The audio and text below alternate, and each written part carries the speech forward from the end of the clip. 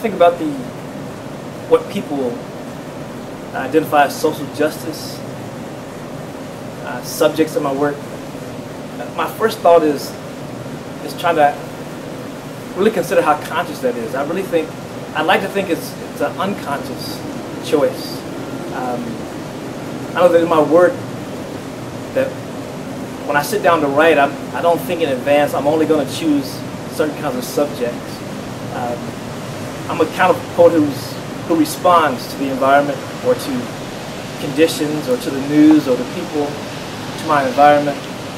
And the things that seem to resonate the most with me or to attract the most empathy are the same things that have always been there. I think it has as much to do with the way my mother raised me.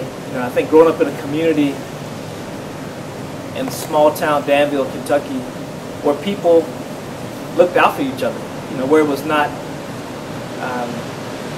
irresponsible to be responsible. I think the things that I think of as normal to me, people seem to question a little bit, and that's always odd for me. I think that my mother would find nothing about my activities as unusual or odd or maybe even worth honoring. She would laugh about it. She would say I'm not an accident. I'm the son she was trying to raise. And I think that those choices I make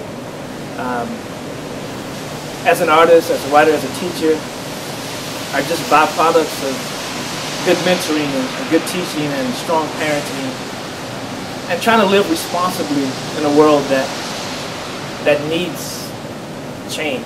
I really believe that there are things wrong on the planet, in the community, and there are two really simple ideas. You can complain about it, or you can complain and offer solutions at the same time. And I think that you don't really have permission to complain if you're not willing to also offer a solution or be part of the solution. Otherwise, just live more quietly, I think. So I think I try to live out loud on the page and in the classroom and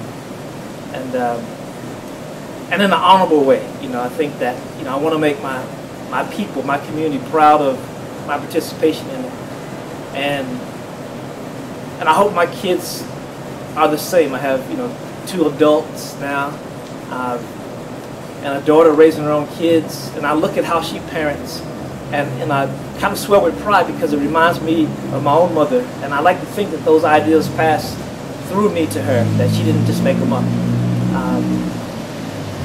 That's the closest I can explain to the presence of social justice. I think it's more simple of right and wrong for me. It's not trying to separate things out and say these are the socially responsible things to talk about and to be engaged in. It's like, this is right, this is wrong, do this. And that's how I live in the world. And the Isaac Murphy Bike Club is more a response by people I talk with who also recognize what I thought was a problem. And the problem begins at the opening of the Legacy Trail. As an avid biker, I participated, and there were thousands of participants over the course of the day. But I was embarrassed by the lack of people of color walking or riding, and for me, that didn't make sense. My father still rides his bike. My brothers and sisters ride their bikes. My son came to college with a bicycle. The time I spent in Cuba was the happiest time for me because the entire community, there were 85-year-old people on bicycles and kids on bicycles, and that seemed so much like home for me. But then when I live in a larger community like this that has a significant black population, but the number of people of color who don't bike just makes me wonder, is it socioeconomics? Is it a cultural assumption? Whatever the excuses, they were just excuses to me, and I wanted to try to impact that.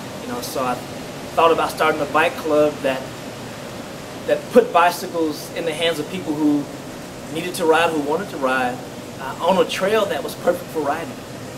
And the degree to which people have embraced it has been really pleasing to me. And we've not had anybody hear about the idea and say, I don't want to participate. Everybody wants to find a way to contribute to it, and that's been wonderful to be part of it. So I look forward to years from now, on the anniversary ride of the Legacy Trails opening, people commenting about the very diverse population, the large presence of families, walking and riding, and young people actively engaged in bike riding, wearing helmets for safety, doing battle against things that earned this community the reputation of being lazy and couch potato-ish. I grew up outdoors, and it makes sense to be able to enjoy the outdoors, slower than 35 miles an hour. You can see everything and appreciate everything nature has to offer, especially in the city, if you go by walking or on a bicycle. I really love that about biking.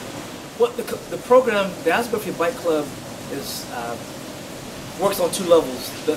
The simplest level is we identify young children who don't have bicycles. We offer them training in healthy eating, bicycle maintenance and safety, and we try to create a mentor relationship and encourage them to look to cycling as a part of a normal way of life, because we also bike. And the second part is just getting adults out on the trail, who are looking for a healthy way to re-engage in their own, wellness. And a lot of people are starting to walk more. The Legacy Trail is perfect for walking and riding. And we have at least a dozen adults at the University of Kentucky who are actively engaged in a regular weekly ride as part of the Isaac Murphy Bicycle Club. And we hope to grow that number, as we move forward and share the information and encourage more people to join. Well, to be honest, receiving this award is a little embarrassing to me, especially the way it was delivered, with the 1,000 people coming into my office and saying, you won. But I think that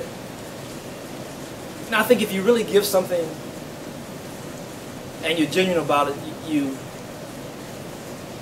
do it in a quiet way. And I think that the embarrassment for me works against the idea of doing good in the world in a quiet way. And I don't do things for recognition. I do things because it's the right thing to do, and it makes sense to me. And I'm happiest when it happens and people recognize it and don't look behind the curtain. And that's not important to me. So I'm excited about it. I'm honored. I'm humbled. But at the same time, I'm a little embarrassed by it.